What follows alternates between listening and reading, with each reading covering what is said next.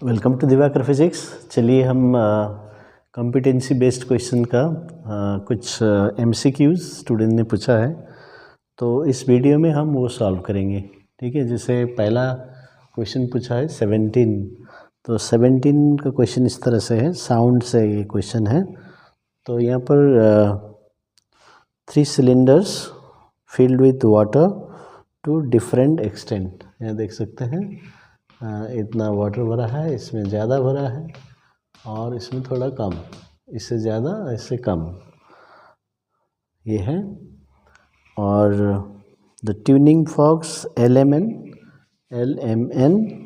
in vibrations produce louder sound when held above the mouth of the cylinders। तो इसको vibrate करके इसमें रखना है। तो which combination is correct for hearing a louder sound of the tuning fork? तो देखिए अभी कौन सा कॉम्बिनेशन, जैसे इसको पहले L को PQR में देखते हैं, है ना, तो किस में सबसे ज़्यादा साउंड, लाउड साउंड प्रोड्यूस करेगा। वैसे ही M किसके साथ करेगा, N किसके साथ करेगा। तो ये क्वेश्चन है। तो क्वेश्चन समझ में आया। तो ये क्वेश्चन बेसिकली हम देख सकते हैं length of the air column का, ये रिलेटेड है। तो जब हम इसको एक ट्यूनिंग फॉर्क को यहाँ लेके रखते हैं ना, तो क्या होता है, ये जो प्रॉन्ग है ये वाइब्रेट कर रहा है। तो ये वाइब्रेट कर रहा है and this will force this air molecules to vibrate in this. अभी यहाँ तक पानी भरने का मतलब है कि इसका length of the air column is this one. अभी इसमें हम देखेंगे तो लेंथ कम हो गया, इसमें लेंथ इससे बड़ा हो गया और इससे छोटा हो गया, है ना।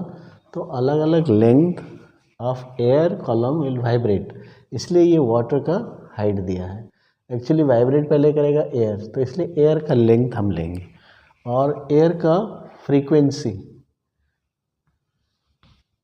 ये inversely proportional to length of the air column. तो ये आपका बेसिक आपको याद करना है। इसमें क्या है, force of the frequency of the air column vibrating is inversely proportional to the length. तो किसका लेंथ याद कीजिए, कंफ्यूजन हो सकता है, कुछ बच्चे ये वाटर का लेंथ ले लेते हैं, इसका नहीं, ये एयर कॉलम, इसके ऊपर में जो है एयर है उसको लेना है। तो अभी आप बोल सकते हैं किसका फ्रीक्वेंसी सबसे ज़्यादा होगा, है ना, किसका फ्रीक्वेंसी सबसे ज़्यादा होगा। तो जिसका लेंथ सबसे कम है, length of the air column. अभी ये कंफ्यूज नहीं होना, ये इसमें सबसे लेंथ इसको नहीं लेना। तो ये एयर कॉलम का सबसे कम है इसका, तो इसका सबसे ज़्यादा फ्रीक्वेंसी होगा। और इसके बाद इसका लेंथ इससे थोड़ा ज़्यादा है तो इसके कम होगा, फिर इसका सबसे ज़्यादा लेंथ है सबसे कम होगा। तो ये कंपैरिजन हो गया। तो ये हो गया एयर कॉलम का। तो शुरू से फिर से वीडियो देखिए और इस बात को याद कर लीजिए। तो ये एक पॉइंट हो गया। अभी ट्यूनिंग फॉर्क का भी जब हम इसको रबर पैड में स्ट्राइक करते हैं ऐसे, तो ऐसे स्ट्राइक करेंगे तो दिस विल स्टार्ट वाइब्रेटिंग। अभी ये कितना वाइब्रेट करेगा, कितना फ्रीक्वेंसी से वाइब्रेट करेगा, ये लेंथ ऑफ द प्रॉन्ग है ना। तो इसका भी सेम कॉन्सेप्ट है। तो जितना कम लेंथ होगा उतना ज़्यादा फ्रीक्वेंसी है, और जितना फ्री लेंथ है ना, जो ये लेंथ है, ये लेंथ है इतना, तो ये ज़्यादा लेंथ है, तो इसलिए वो ज़्यादा वाइब्रेट करेगा, तो वो टाइम लेगा ज़्यादा।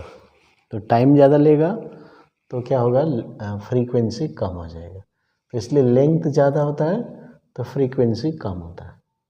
तो ये अभी 2 कंसेप्ट समझ में आया। तो ये क्वेश्चन यही पूछ रहा है। अभी दूसरा है कि जो लाउड साउंड है ना, लाउड साउंड कब प्रोड्यूस होता है, जब एक बॉडी दूसरा बॉडी को वाइब्रेट करता है, तो वो जब होता है रेजोनेंस में। तो ये रेजोनेंस का क्वेश्चन है। और रेजोनेंस में क्या होता है, external frequency is equal to natural frequency, याद रखिए। सो लाउड साउंड कब होता है, तो इसका मतलब रेजोनेंस हो रहा है। एम्पलीट्यूड बढ़ गया, है ना। तो ये इसका रीज़न क्या है, एम्पलीट्यूड बढ़ गया। दूसरे क्वेश्चंस में आप यूज़ कर सकते हैं, एम्पलीट्यूड बढ़ गया। अभी तो ये कंडीशन है, अभी ये रेजोनेंस का कंडीशन है, याद कर लीजिए, ये बहुत ही इंपॉर्टेंट है resonance topic. External frequency is equal to natural frequency. अभी इसमें किसका एक्सटर्नल है किसका नेचुरल है वो भी हमें समझना अच्छे से। तो अभी ये एयर कॉलम जो वाइब्रेट होगा किसकी वजह से वाइब्रेट होगा, तो ये हो गया ट्यूनिंग फॉर्क की वजह से। तो इसलिए ये ट्यूनिंग फॉर्क का जो फ्रीक्वेंसी है वो ट्यूनिंग फॉर्क का फ्रीक्वेंसी है वो एक्सटर्नल फ्रीक्वेंसी है, ठीक है। और नेचुरल फ्रीक्वेंसी जो बॉडी वाइब्रेट कर रहा है जो एक्सटर्नल वाइब्रेशन की वजह से, तो उसको बोलते हैं नेचुरल। तो यहाँ फ्रीक्वेंसी ऑफ एयर कॉलम, तो ट्यूनिंग फॉर्क का और एयर कॉलम का इक्वल होना चाहिए। तो इक्वल होगा तभी ये रेजोनेंस होगा। रेजोनेंस होने से एम्पलीट्यूड बढ़ेगा, क्या बढ़ेगा, एम्पलीट्यूड बढ़ेगा। साथ में बोलिए एम्पलीट्यूड बढ़ेगा। फिर एम्पलीट्यूड अफेक्ट्स लाउडनेस, तो loud sound is heard. So why is loud sound heard at resonance, ये कोई क्वेश्चन भी आया है तो उसमें हम देख सकते हैं amplitude increases. So loudness is directly proportional to amplitude square. तो एम्पलीट्यूड बढ़ेगा तो लाउडनेस बढ़ेगा, तो इसलिए लाउडनेस हो रहा। अभी आप यहाँ पर कंपेयर कीजिए, है ना। तो सबसे मान लीजिए इसको ले रहे हैं, यहाँ पर कुछ ऑप्शंस दिए हैं, कौन से मैच करेंगे, है ना। तो ऑप्शंस में है L will match with R, first option में। तो एल का देखिए, एल का है सबसे छोटा है तो इसका फ्रीक्वेंसी सबसे ज़्यादा होगा, है ना, ये सबसे ज़्यादा फ्रीक्वेंसी होगा। तो अभी इसका सबसे ज़्यादा फ्रीक्वेंसी है तो यह भी सबसे ज़्यादा फ्रीक्वेंसी के साथ इक्वल होगा। देखिए इक्वल होना है, इसका फ्रीक्वेंसी इक्वल होगा तभी लाउडनेस होगा। ये पॉइंट याद रखिए, देखिए तो ये बहुत ही अच्छा आपको हेल्प करेगा। तो सबसे बड़ा फ्रीक्वेंसी इसमें किसका है, इसमें भी इनवर्सली प्रोपोर्शनल। तो L is related to Q, L is related to Q, ये हम देख सकते हैं। तो अभी ऑप्शन में देखेंगे यहाँ पर L is related to R है, तो पहला ऑप्शन रॉन्ग हो गया। फिर दूसरा है L is related to Q, P wrong है। L is related to R, वो भी रॉन्ग है। फिर लास्ट वाला देखिए L is related to Q, तो यहीं से पता चल रहा है कि ऑप्शन डी होगा, है ना, ऑप्शन डी होगा। फिर भी मैं आपको दूसरा भी चेक करके दिखा देता हूँ। अभी जैसे दूसरा है M है इंटरमीडिएट, तो इसमें इंटरमीडिएट लेंथ किसका है, एयर कॉलम का, इसलिए ही कंफ्यूज करने के लिए वाटर दिया है। इसलिए आप ये फार्मूला लगाएंगे लेकिन वाटर का लेंथ लेंगे तो आपका पूरा आंसर रॉन्ग हो जाएगा, तो इसलिए वो कंफ्यूज करने के लिए दिया है, ठीक है। तो यही याद रखना। अभी इंटरमीडिएट इसके साथ तो ये हो गया, intermediate length of the air column ये है, तो इसका मतलब M should be related with R। और जैसे ये N है, सबसे ज़्यादा लेंथ है तो सबसे कम फ्रीक्वेंसी होगा, और इसमें भी सबसे ज़्यादा length of the air column ये P होगा, तो इसका मतलब N is related to P। तो ये यानी कि ऑप्शन डी करेक्ट है। तो आपको समझ में आया। तो इसमें जो भी फिज़िक्स है बहुत अच्छा क्वेश्चन है। इसमें ये फार्मूला और ये ध्यान रखने वाली बात क्या है, length of the air column लेना है। फिर लाउड साउंड जब बताता है, दो वाइब्रेशन में लाउड साउंड होगा तो वो रेजोनेंस होगा, और जिसकी वजह से लाउड साउंड होगा वो एक्सटर्नल होगा, और जिसकी वजह से वो बॉडी वाइब्रेट करेगा वो नेचुरल फ्रीक्वेंसी होगा। तो इसलिए यहाँ और लाउडनेस डिपेंड्स ऑन एम्पलीट्यूड। तो इस तरह से हम ये फिज़िक्स लगा के इसको सॉल्व किया, है ना। तो आपको समझ में आ गया। तो आप फिर से वीडियो देखिए तो आपको और भी अच्छे से कॉन्सेप्ट समझ में आएगा। तो इसमें क्या है, सिर्फ ये आंसर लिखने का बात नहीं है, इसको समझने का बात है, क्योंकि दूसरे क्वेश्चन में आप अप्लाई कर सकते हैं। Thank you.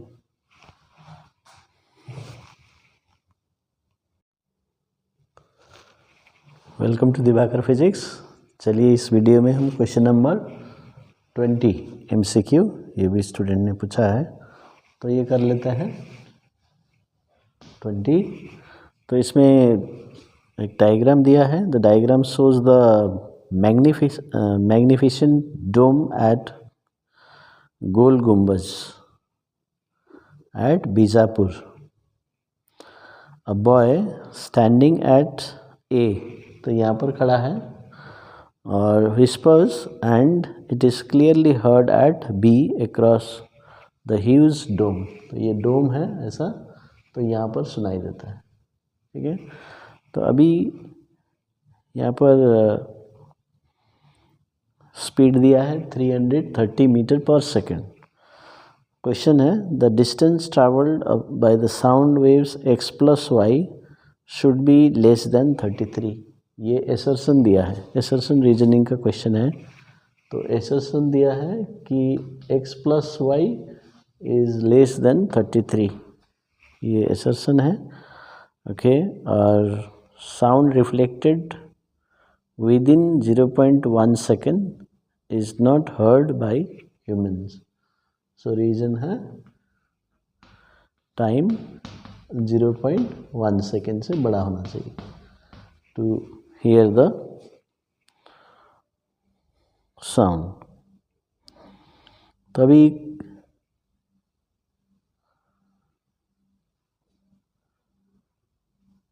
कौन सा क्वेश्चन है ये? तो साउंड का बेस्ड है ना, साउंड बेस्ड क्वेश्चन है।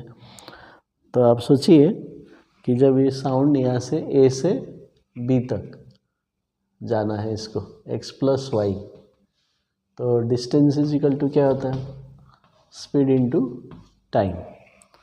अभी यहाँ पर यदि हम देखें तो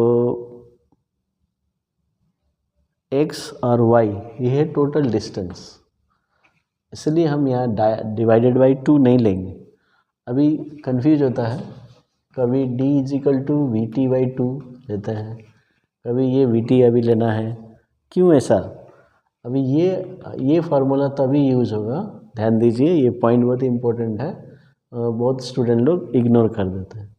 तो इसका मतलब है कि जहाँ से साउंड प्रोड्यूस हुआ और वो रिफ्लेक्ट होके वहीं आएगा, और ये वन वे डिस्टेंस है d, एक तरफ का, यहाँ से लेकर यहाँ तक, ऑब्स्टेकल तक। लेकिन साउंड 2 बार ट्रैवल करता है, d प्लस d, और यहीं पर सोर्स है और यही ऑब्जर्वर है, तभी ये फार्मूला लगेगा।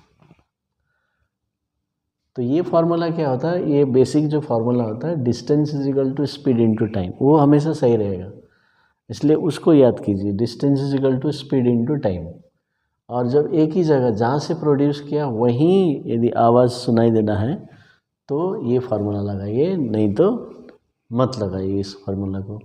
तो ये यूजुअली जब हम देखते हैं तो इको का क्वेश्चन है, रिफ्लेक्टेड बता रहा है, तो इसलिए हम इसको देख लेते हैं कि हाँ ये फार्मूला फटाफट लगा के बताते हैं, लेकिन ऐसा नहीं है। तो यहाँ पर देखिए ए से साउंड प्रोड्यूस हुआ, यहाँ पर रिफ्लेक्ट होके इधर बी चला गया, तो ये टोटल डिस्टेंस तो x प्लस वाई हो गया ना। तो ये वापस यदि आता यहाँ से तो हम वी टी बाई 2 लेंगे। So it is produced at A heard at B, तब ये फार्मूला नहीं लगेगा। When it is produced at S and observed by O at the same point, तभी ये फार्मूला लगेगा। तो क्वेश्चन को ठीक से पढ़ना है तो पता चलेगा, वहाँ पर साउंड जाके वापस आ रहा है, सोर्स ऑब्जर्वर एक ही जगह खड़ा है, या कहीं और साउंड जा रहा है। कभी कभी the sound is observed bye a person behind, ऐसे बोलता है, तो उसमें ये फार्मूला नहीं लगेगा।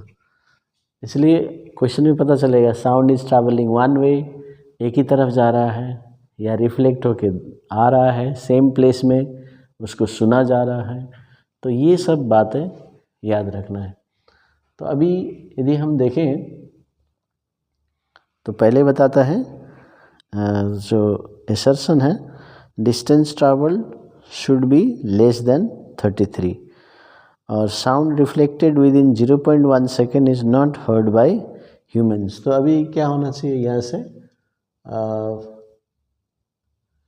यहाँ से लेकर यहाँ तक जो मिनिमम टाइम है ना, मिनिमम टाइम होना चाहिए 0.1 सेकेंड। जैसे हम कुछ साउंड सुना, 0.1 सेकेंड के बाद उसके बाद जो साउंड एंट्री करेगा वो सेपरेट सुनाई देगा, और नहीं तो नहीं। तो इसलिए ये वन वे क्वेश्चन है, तो इसलिए हम ये फार्मूला लगाएंगे। तो x plus y is equal to velocity 330 into minimum time क्या है 0.1 सेकेंड, तो ये हो गया 330, तो 33 हो गया x प्लस वाई।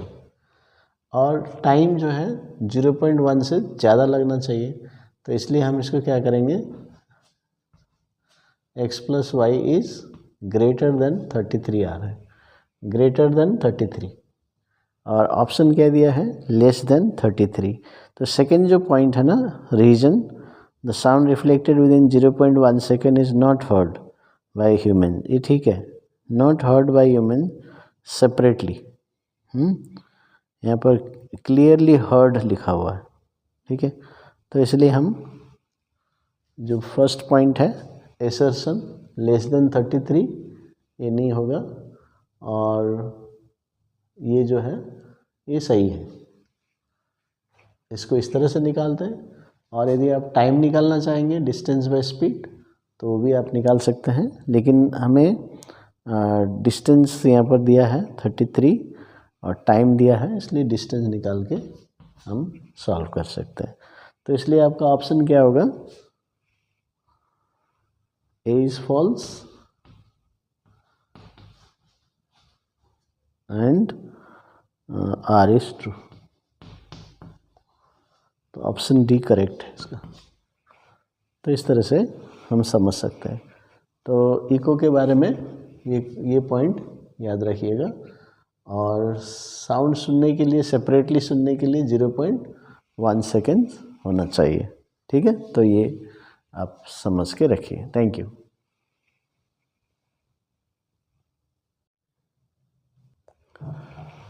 चलिए दोस्तों, अभी इस क्वेश्चन में हम MCQ 24 competency based question solve करेंगे। तो ये भी स्टूडेंट्स लोगों ने पूछा है स्पेशली, है ना।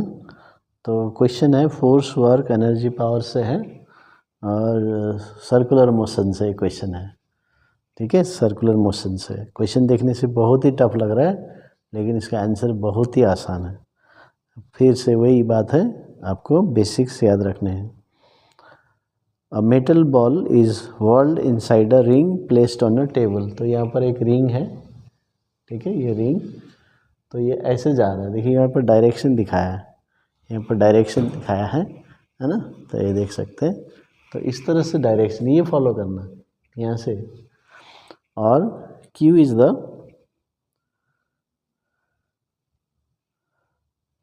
Q shows the motion of ball after the ring is lifted। अभी ये घूम रहा है, ठीक है, ये घूम रहा है, ऐसे घूम रहा है, ऐसे इस डायरेक्शन में घूम रहा है। ध्यान दीजिए, वही इम्पोर्टेंट, वो यदि आप ध्यान देंगे और कुछ बेसिक्स अप्लाई करेंगे तो बहुत ही आसान है।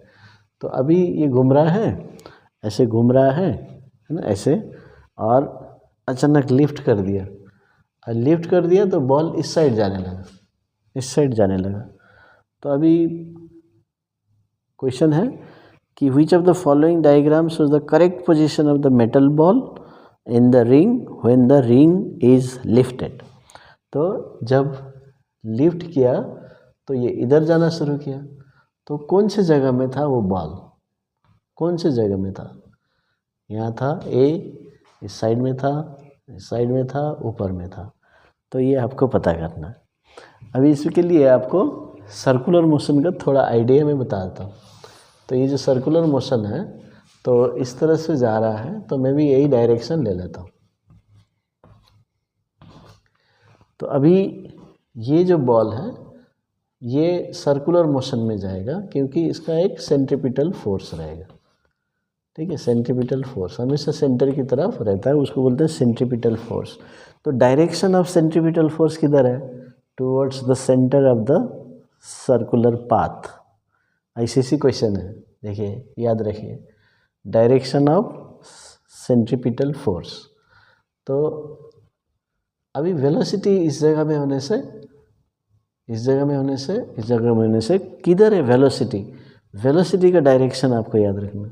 तो वेलोसिटी का डायरेक्शन होता है along the tangent of the और tangent to the circular path at that point. जैसे अब मान लीजिए मैं यहाँ पर है, अभी इसका सेंस क्या है, ऐसे आ रहा है, तो फॉरवर्ड टेंजेंट में बनाना। अभी आप सोच रहे होंगे ये टेंजेंट क्या होता है? टेंजेंट होता है, it is a line which touches the curve और सर्कल एट वन पॉइंट, एकदम ऐसे करके टच करेगा। मैं ऐसा बनाऊँ तो ये रॉन्ग होगी, ये टेंजेंट नहीं है, सेकेंड है। क्यों? क्योंकि 2 पॉइंट में टच कर, तो ये एक ही पॉइंट में टच करना चाहिए। तो टेंजेंट तो इधर भी हो सकता है, इधर भी हो सकता है। तभी इसका जो सेंस है, मोशन का सेंस किधर है? ऐसे, तो ये फॉरवर्ड में जाएगा, तो इधर नहीं बनाना, तो ये इस साइड में रहेगा। अभी इस पॉइंट में देखेंगे, उस साइड रहेगा, इस पॉइंट में रहेगा, टेंजेंट ऐसा रहेगा और ये टेंजेंट। तो ये वेलोसिटी का डायरेक्शन है। जैसे ही ये सेंट्रीपिटल फोर्स हट जाएगा, मान लीजिए बॉल चल रहा है, बॉडी मूव कर रहा है सर्कुलर पाथ में, जैसे ही ये फोर्स हट जाएगा, है ना, तो ये बॉल या कोई भी ऑब्जेक्ट है, यदि यहाँ है तो ये टेंजेंशियली जाएगा, यहाँ है टेंजेंशियली ऐसे फॉरवर्ड जाएगा, इधर है इसके अलोंग द टेंजेंट जाएगा। तो ये है पॉइंट। तो velocity, what is the direction of velocity in a circular motion along the tangent, ऐसे लिखना। तो डायग्राम बनाने बोलेगा तो ऐसे बनाना है। तो ये बता देता हूँ यहाँ पर एक आइडिया। तो अभी यहाँ पर मान लीजिए यहाँ पर आप वेलोसिटी बनाना चाहते हैं, तो आप स्केल लेके ऐसे ड्रॉ करेंगे, ठीक है। उससे और टेक्निकल वे, पहले रेडियस ज्वाइन कीजिए, रेडियस, फिर उसके साथ 90 डिग्री बना दीजिए, तो ये अपने आप टेंजेंट, परफेक्ट टेंजेंट हो जाएगा। तो याद रखिए, रेडियस के साथ एक 90 डिग्री बनाना, यहाँ निकालना है तो रेडियस बनाइए, फिर इसके साथ 90 डिग्री प्रोटेक्टर या कंपास से बना दीजिए। प्रोटेक्टर से बनाएंगे, प्रोटेक्टर इजी है, डायरेक्ट हो गया, इसमें कंस्ट्रक्शन नहीं दिखेगा, जस्ट आप देखेगा कि 90 डिग्री है, तो ये हो गया आपका टेंजेंट। तो याद रखिए। अब चलिए इस क्वेश्चन में, अभी ये आइडिया से हम सॉल्व कर सकते हैं। देखिए बेसिक आइडिया है, बॉल किधर जाएगा, क्योंकि जो रिंग है, रिंग को लिफ्ट कर देंगे, है ना, तो जो नॉर्मल इधर रिएक्शन फोर्स लगा रहा था, सेंट्रीपिटल फोर्स, अभी वो नहीं रहेगा, तो जिधर जहाँ बॉल था उसी के अलोंग द टेंजेंट वो जाएगा। तो ये है पॉइंट, यहाँ पर है, और ये सेंट्रीपिटल फोर्स मूव कर देंगे तो इधर जाएगा, यहाँ पर इधर, जैसा है टेंजेंट। तो ये पॉइंट याद रखना। तो अब चलिए, अभी मान लीजिए अभी बॉल ऐसे जा रहे हैं, डायरेक्शन दिया है, अभी यहाँ रहेगा, है ना, यहाँ रहेगा, पहला ऑप्शन है, देखिए इधर रहेगा नीचे की तरफ। तो ये देखिए डायरेक्शन सेंस किधर है, तो ये तो इधर जाना चाहिए, इधर जाना चाहिए, तो जा तो इधर रहा है, तो ये रॉन्ग है। फिर बी में देखते हैं, अभी इसका सेंस है घूमने का ऐसा, इधर क्वेश्चन में दिया है, तो यहाँ पर फॉरवर्ड टेंजेंट ऊपर में जाने का, ऊपर जाना चाहिए, ऊपर की तरफ नहीं जा रहा है, इधर जा रहा है, तो बी ऑप्शन भी रॉन्ग है। फिर सी में आते हैं, तो सी में ऐसे चल रहा है, तो इसका डायरेक्शन इधर होना चाहिए, जो क्यू के साथ मैच कर रहा है, तो ये राइट ऑप्शन है। अब मान लीजिए आपको लगता है ये, क्योंकि इधर जा रहा है, तो यहाँ था, ये इधर चला जाएगा, है ना, ऊपर था ऊपर चला जाएगा, नीचे था नीचे चला जाएगा, इधर था उधर चला जाएगा, ऐसा नहीं सोचना। तो कॉन्सेप्ट है ये। तो अभी इस केस में क्या होगा, इसका डायरेक्शन देखिए, ये सर्कुलर मोशन, तो ये नीचे जाना है, इसके साथ मैच नहीं कर रहा है, तो खाली ये वाला जो डायरेक्शन है ना, सी, इस पोजीशन में इधर जाएगा। तो इस तरह से आप फिर से वही बेसिक आईसीसी पूछा तो है क्वेश्चन में डिफ़िकल्ट वे से, लगता है कैसे आंसर दें, लेकिन कॉन्सेप्ट क्या है, इंस्टेंटेनियस वेलोसिटी, तो वो जिधर होगा जिस पॉइंट में होगा उस पॉइंट से फॉरवर्ड टेंजेंट ड्रॉ कीजिए, वो डायरेक्शन है।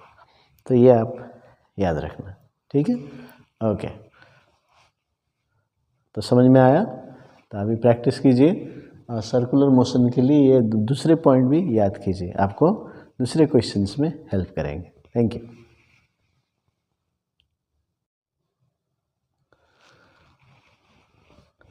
तो वेलकम दोस्तों, तो इस वीडियो में हम फिर और एक क्वेश्चन सॉल्व करते हैं, MCQ 32। ये भी साउंड बेस्ड क्वेश्चन है। तो यहाँ पर डिफरेंट मोड्स ऑफ वाइब्रेशन दिया है, सेम स्ट्रिंग सेम लेंथ है ना। तो ये इस तरह से वाइब्रेट कर रहा है और इसको से बना सकते हैं, दिया है हाँ। और ये PQR 3 मोड्स ऑफ वाइब्रेशन। अभी इसमें बताता है what is the wavelength, ratio of the wavelength of 3 vibrations. तो ये क्वेश्चन है। अभी वेवलेंथ क्या होता है? सबसे पहले वेवलेंथ, फ्रीक्वेंसी, क्लियर आइडिया होना चाहिए, है ना। क्लियर आइडिया क्या है? से एक वेव है, तो ये डिस्टेंस को वेवलेंथ बोलते हैं, यानी कि वन कंप्लीट वाइब्रेशन। देखिए, पॉजिटिव नेगेटिव, क्रेस्ट ट्रफ या कंप्रेशन रेयरफैक्शन, जो भी है, एक कंप्लीट वाइब्रेशन पॉजिटिव साइड का और नेगेटिव साइड का। तो इसका लेंथ कितना है? So distance travelled by the wave when particle vibrates one vibration, particle completes one vibration, ये है वेवलेंथ।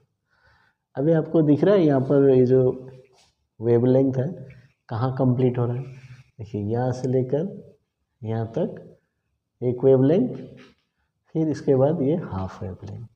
तो इसका मतलब लैम्डा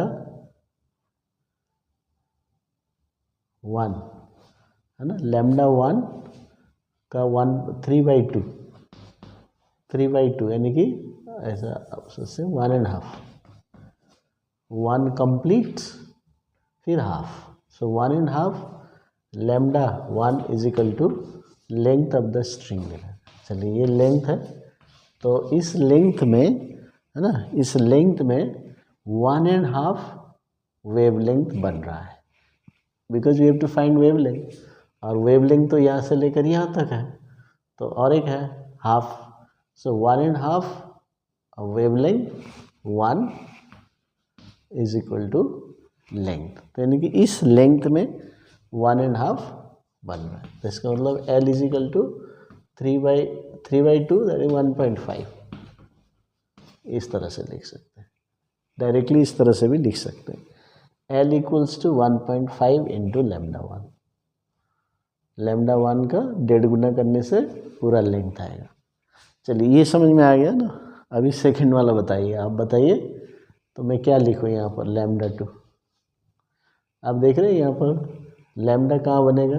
देखिए, ये 1 वाइब्रेशन हो गया, इसका मतलब यही जो है लेंथ हो गया, यानी कि पूरा जो लेंथ है, वो एक वेव लेंथ हो गया, दैट इज लैम्डा 2, यानी कि दूसरा वेव इसका वाइब्रेशन का। तो ये समझ में आ गया। यहाँ मैंने क्यों 1.5 लिखा और यहाँ पर क्यों lambda 2 is equal to L लिखा? क्योंकि पूरे लेंथ में एक कंप्लीट वाइब्रेशन हो रहा है। तो कहने का मतलब है length is equal to lambda. चलिए, आपको समझ में आ गया। अभी तीसरे में जाते हैं, लैम्डा 3। अभी हम देखेंगे तो ये जो वेव है ना, ये खाली ऊपर वाला बोल रहा है, अब इधर वाला तो हुआ ही नहीं, तो इसका मतलब ये हाफ हो गया। इसका मतलब जो थर्ड वेव है, ये वेव को यहाँ कंप्लीट होना, लेकिन इसका तो ओनली 1 पार्ट है ऊपर वाला, तो इसका मतलब ये हाफ वेव लेंथ हो गया, है ना, हाफ वेव लेंथ, लेकिन ये पूरे लेंथ में ही कंप्लीट हो रहा है। तो तीनों L इक्वल है, तो मैं लिखूँ L is equal to lambda 2 और L is equal to 0.5 lambda 3। तो ये रिलेशन अभी आ गया। तो एक ही लेंथ में 3 वाइब्रेशन हो रहे हैं। तो इसलिए इस तरह से लिखना। अभी हमें इस वैल्यू से हमें लैम्डा 1, तो क्या मैं लिख सकता हूँ 1.5 L1 sorry lambda 1 is equal to lambda 2 is equal to 0.5 lambda 3 लिख सकते हैं। तो अभी मैथमेटिक्स है, अभी फिजिक्स ख़त्म हो गया यहाँ पर, तो अभी मैथमेटिक्स है। आपने क्लास 7-8 में ऐसा टाइप का क्वेश्चन पढ़ा है ना। तो अब इसको रेशियो में कन्वर्ट करना है। तो क्या करते हैं, इसको पॉइंट को हटा देते हैं पहले। तो 1.5 है, 0.5 है, 2 से इंटू कर देते हैं। So 3 lambda 1 is equal to 2 lambda 2 is equal to lambda 3। तो ये कर दिया। अभी इसको क्या करना है, लैम्डा 1/3 लिखना। ये जो 3 है ना, इसको नीचे ले जाना है। ये एक तरीका है। और एक तरीका है, मैं बता दूंगा। यदि आपको ये हार्ड लगता है तो दूसरा तरीका लगाइए, इजी वाला। ये भी इजी है, आपको जो आसान लगे समझने में वही फॉलो कीजिए। लैम्डा 2/1/2। तो देखिए ये घूम के ऊपर आ जाएगा ना, इसलिए यहाँ 1/3 लिखा। लैम्डा 3/1, तो इसका मतलब है so lambda 1 is equal to is to lambda 2 lambda 3 is equal to 1/3 is to 1/2 is to 1। तो इस तरह से लिख this by this, this by this, this by, तो this is to this is to this is equal to ये denominators. अभी यहाँ fractions है, इसको यहाँ 3 है, यहाँ 2 है, तो एलसीएम क्या होगा 6। तो 6 से इंटू कीजिए, 1/3 into 6 is to 1/2 into 6 is to 1 into 6। तो ये मैंने डिटेल में बता दिया। So 2 is to 3 is to 6। तो ये आंसर आ रहा है। तो इसका ऑप्शन हम देखें। फर्स्ट ऑप्शन 3:2:1 है, 1:2:3, 6:3:2, 2:3:6। तो ये डी ऑप्शन करेक्ट। तो ऑप्शन डी इज करेक्ट,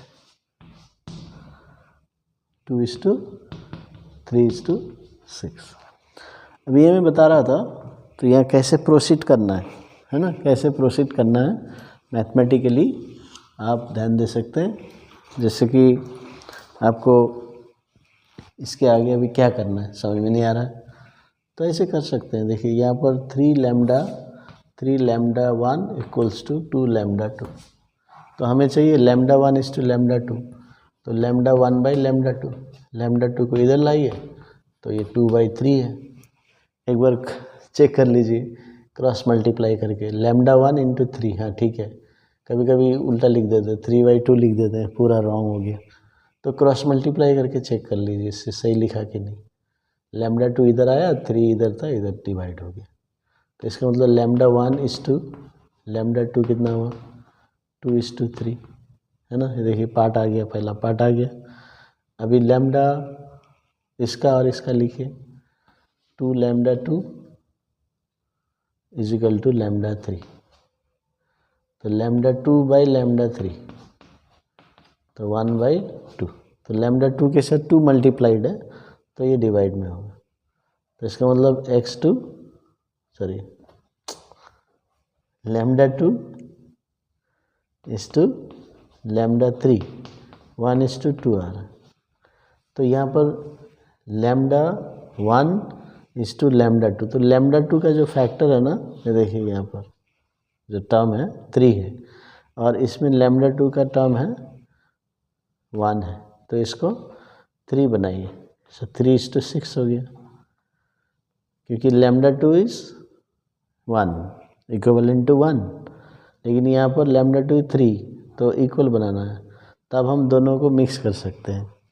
तो इसलिए अभी हो गया, देखिए लैम्डा 1 इंटू लैम्डा 2 2:3, फिर लैम्डा 2 इंटू लैम्डा 3 3:6। तो 3 मिल रहा है, देयरफॉर आंसर हो गया। तो इस तरह से भी कर सकते हैं। ये एक और मेथड है, ये एक और मेथड है, जो आपको अच्छा लगे, समझ में आता है वो फॉलो कीजिए। आईसीएसई में कोई मेथड नहीं देखा जाएगा। तो आईसीएसई में जो आप लिखेंगे, सही तरीके से स्टेप्स लिखेंगे, तो आपको मार्क्स मिलेगा। कोई भी मेथड आप फॉलो कीजिए। तो इसलिए इस तरह से हमें सॉल्व करना है। Thank you.